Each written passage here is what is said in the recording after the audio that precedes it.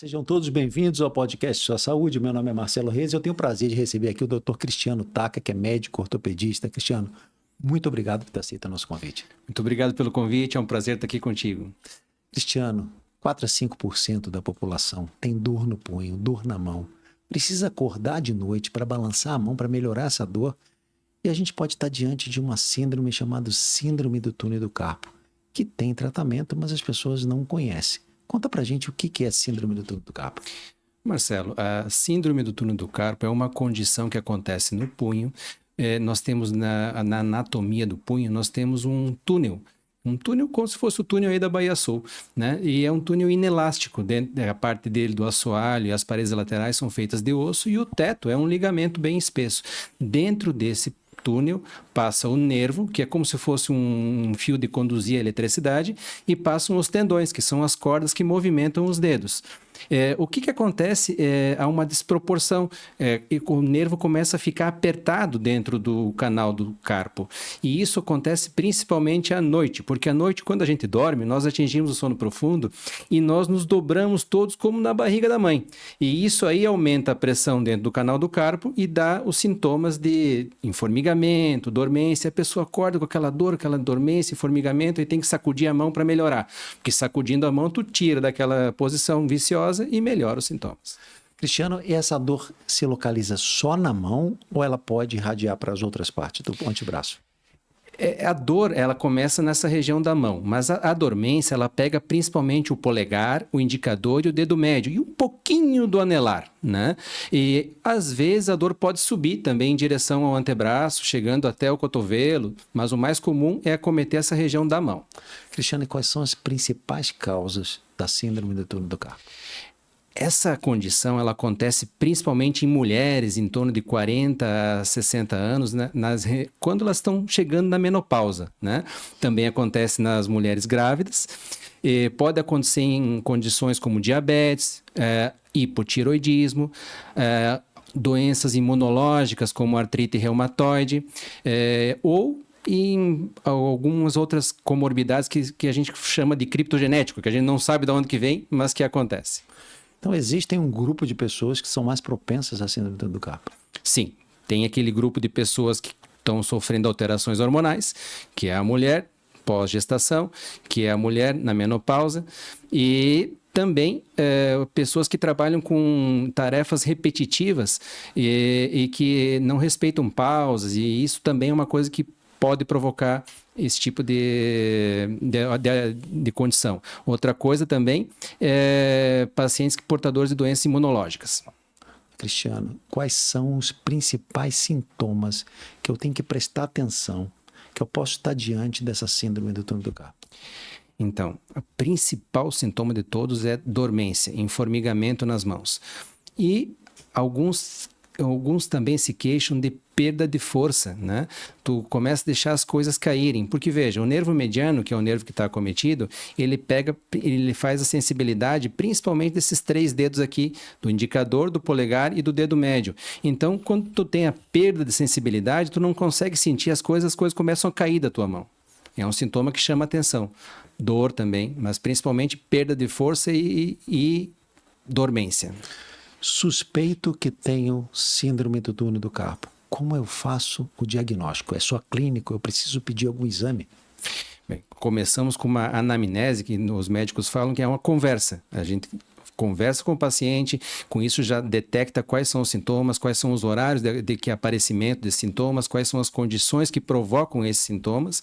Um exame físico detalhado, a gente faz um exame com teste de monofilamento para ver qual que é o grau de sensibilidade, se está alterado ou não. Faz um testezinho que vai dando percussão, que a gente chama de teste Tinel. Faz um teste Falling, que é reproduzir aquela posição da madrugada lá. E isso aí já mata o diagnóstico clínico. Mas, às vezes, precisamos fazer exames de condução nervosa, que é um exame chamado eletroneuromiografia, que é um exame do choquinho. Todo mundo já ouviu falar desse exame do choquinho. E tem também o ultrassonografia, que seria uma outra ferramenta diagnóstica boa para fazer o diagnóstico do túnel do carpo. O tratamento da síndrome do túnel do carpo, ele é sempre cirúrgico ou existe tratamento não cirúrgico, chamado tratamento conservador? O tratamento conservador é o tratamento de eleição, exceto naqueles pacientes que já chegam com a mão toda atrofiada, com lesões na pele, já por perda de sensibilidade, que já tem anestesia. São casos extremos. A maioria dos pacientes nos procuram ainda em tempo inicial, onde nós podemos fazer um tratamento conservador, que é o uso de órtese noturna, para evitar que aconteça aquele episódio de se dobrar toda noite, né? Orientações como alongamentos, massagem, fisioterapia, são coisas que podem ajudar e evitar uma possível tratamento cirúrgico. Muitas vezes pode ser feito também tratamentos menos invasivos antes da cirurgia, como infiltração. Cristiano, conta pra gente como é feito o tratamento cirúrgico da síndrome do túnel do carpo. Que tipo de anestesia é utilizado? Como é feito o pós-operatório? Essa cirurgia está bem mapeada, uma cirurgia já muito antiga. E o que é feito? Uma anestesia local, uma sedação enquanto a gente opera, e é um corte pequeno. Ele pode ser feito também com vídeo, mas o corte é feito na região do túnel do carpo, um corte de 1 centímetro, mini open que a gente chama, abre, libera aquele ligamento que está trancando o nervo, e a partir daí, se for pacientes que trabalham com coisas leves, escritório, assim, em 10, 15 dias já está trabalhando tudo normal. Se for alguém que tem que trabalhar com alguma atividade mais braçal, que tem que fazer força na mão, é uns 30 dias. Vida normal, vida que segue. É possível prevenir síndrome do túnel do carpo? Tem alguma coisa que a gente possa fazer para evitar? O diagnóstico precoce é uma coisa que ajuda.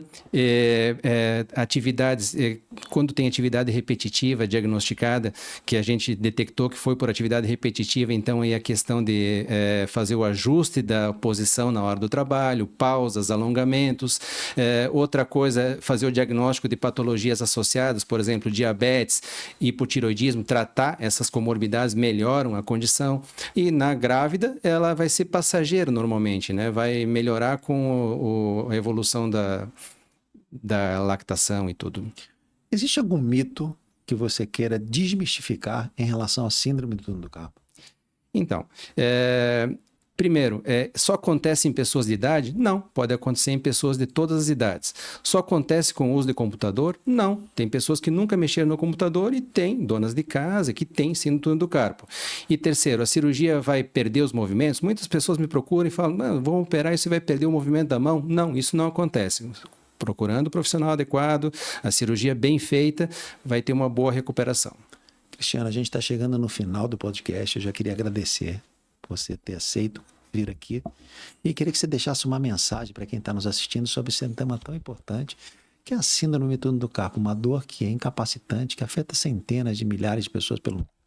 Muito obrigado, Marcelo. Obrigado, Marcelo. A síndrome do túnel do carpo é uma condição que deve ser diagnosticada precocemente. Então, se você tem dormência, dor, perda de força, está deixando as coisas caírem, procure um ortopedista, procure um especialista e quanto mais cedo for feito esse diagnóstico, melhor é o tratamento e muitas vezes evitam a necessidade de tratamento cirúrgico. Muito obrigado. Cristiano, mais uma vez obrigado. Obrigado a todos que ficaram com a gente até esse momento. Até o próximo episódio do podcast Sua Saúde. Obrigado, Cristiano. Muito obrigado.